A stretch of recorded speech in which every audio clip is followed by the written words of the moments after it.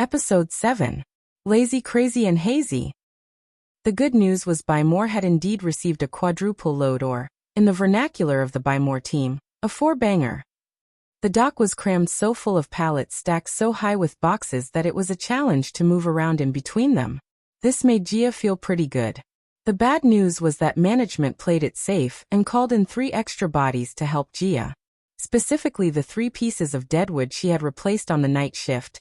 She could never remember their names, so she just called them Lazy, Crazy and Hazy. This made Gia feel pretty bad. The night started off innocently enough. All 3 of them were already there when Gia punched in. Lazy, Crazy and Hazy were in their early 20s. Lazy was a large man with a bouncer's build, Crazy a spindly, athletic beanpole full of nervous energy, and Hazy was a lumpy pothead who was always smiling. He reminded Gia of a stoned Buddha complete with the belly.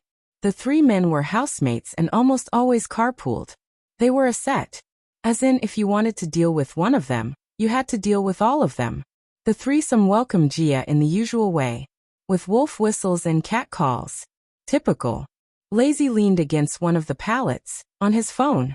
Crazy was breaking down one of the pallets going a mile a minute. Probably already made 100 mistakes too. Crazy had the distinction of being both the fastest package sorter and the package sorter with the most errors per shift. Gia remembered following his shift one night and having to work an extra hour to fix his mistakes. And Hazy, well, Hazy was moving like a turtle, constantly grinning and or giggling, stoned and or drunk off his ass. She gave them a casual wave without looking at them and went to that little workstation between the 2 dock doors to put on her rubber gloves and grab her retractable blade. Well, Lazy said, staring at his phone. Tabby the Scabby is gracing us with her presence. It was a Lazy nickname, so 3 guesses as to which one of the 3 came up with it. When Gia started working at Buy More, the overnight shift had 3 workers. Namely these 3. But once management put Gia in the mix, productivity shot up, and it didn't take a genius to see that the girl could work circles around the rest of the night crew. So Lazy, Crazy and Hazy got relegated to days, which meant shorter and fewer shifts as the day crew was pretty full. The threesome went to the union with this issue but made things look worse. Union data actually called more attention to the fact that Lazy, Crazy and Hazy were probably the least productive workers in there. So Gia was labeled a scab. Union speak for a non-union employee who takes a union worker's job during a strike. It was a stretch. Gia joined the union during her 2nd week at Buy More. Their workers weren't on strike, they were just very, very bad at their job. And as for calling her Tabby, that moniker was reverse engineered to rhyme with Scabby. These were brilliant minds at work, Gia figured. As the night wore on, Gia kept to herself. The 3 geniuses dicked around, trading insults and minor pranks, essentially letting her do the lion's share of the work, which was fine for her and her lift-hungry arms. Break time they always went outside. She could almost hear Hazy's bong bubbling from the other side of the dock doors. Sometime around 2 a.m., she heard an outburst of uncontrollable laughter and a moment later, Lazy's voice. Well, Tabby, would you do it? Would you do it? Gia pretended she didn't hear. She didn't like answering to their dumbass nickname anyway. Then Crazy's hysterical voice followed up with, Yeah, would you, Gia? Gia shook her head and, against her better judgment, took the bait. Would I what? She asked, exasperated. It was Hazy's turn. If the CEO of Buy More backed up to the dock door, would you pucker up and suck his ass? Gia really regretted engaging with these morons now. An expression came to her. She probably heard it somewhere in her before life and present circumstances caused it to percolate to the surface. Don't fight with pigs unless you want to get covered with mud. Did I get a promotion? Gia asked.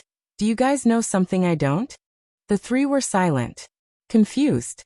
'Cause the last time I checked the employee manual, puckering up and sucking the CEO's ass is management's job, Gia said. So did I get a promotion? Hazy let out a high-pitched giggle, and the other 2 chuckled.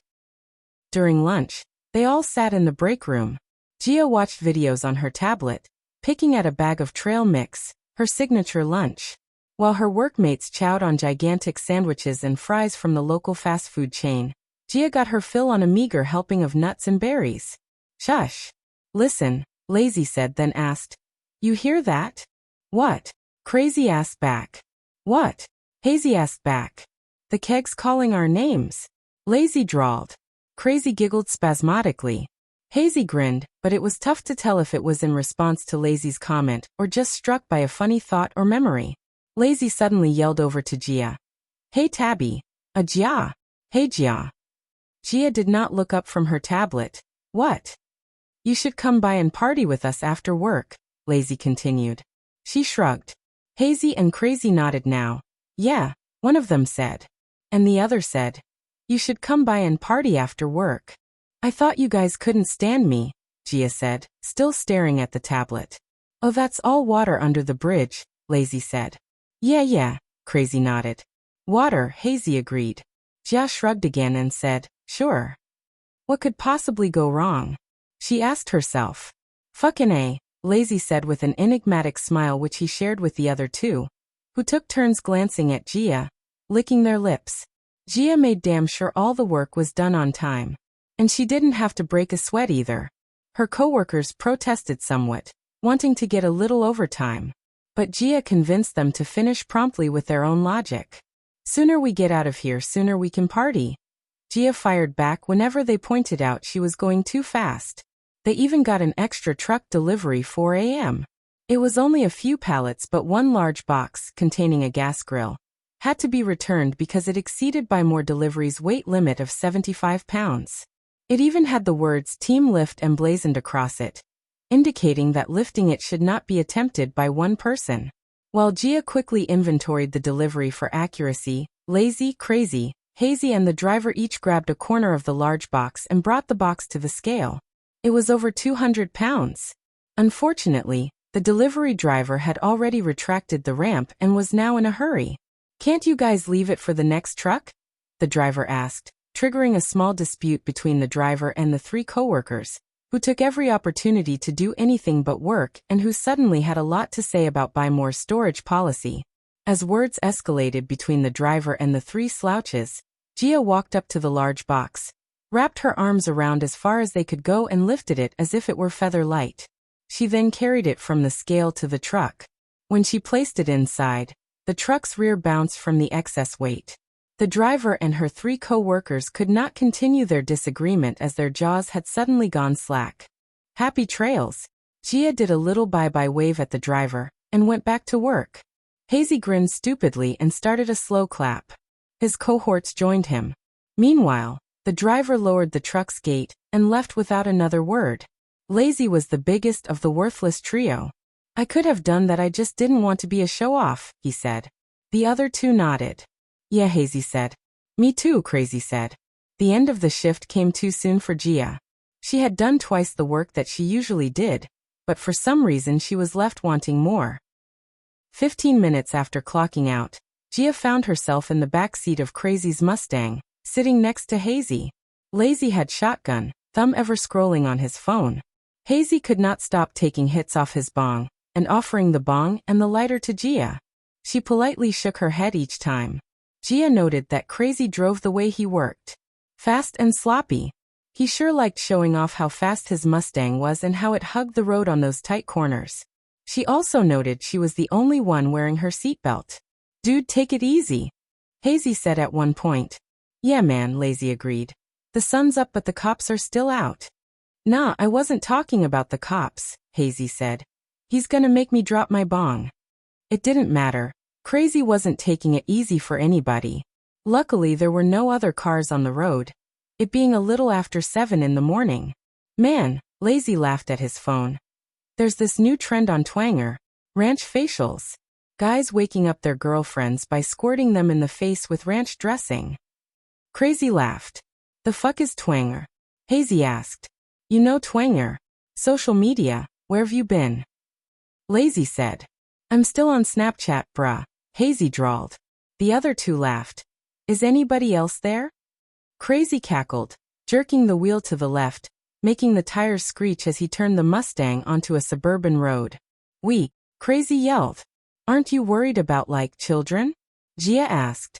Extra points. Whammo. Crazy hollered looking at Gia in the rearview mirror. Hey Tab, I mean Gia? Lazy asked, still watching the ranch facial videos on Twanger. Can I ask you a personal question? No, Gia said, knowing he was going to ask anyway. You ever let a guy, do that? Lazy lifted his phone so she could see a sleeping woman's face just as a load of ranch dressing squirted onto it, making her scream herself awake, her so-called boyfriend laughing in the background. No, Gia answered flatly. In fact, if someone woke me up like that, it would be the last thing they ever do. The three men laughed heartily. You just haven't met the right guy yet, sweetheart, Hazy slurred. He was completely stoned. Someday some lucky dude's gonna dump a load on your face and you're gonna thank him. Someday you're going to sober up, Gia said. And I will happily kick your ass for saying that. The three men shared another hearty laugh. Maybe I'll kick all your asses, Gia said with a spreading smile. Don't threaten us with a good time, Tabby. Crazy tittered. The trio laughed pretty hard at this one. Gia laughed along with them. That's not a threat, it's a promise, Gia thought, and I will have a very good time.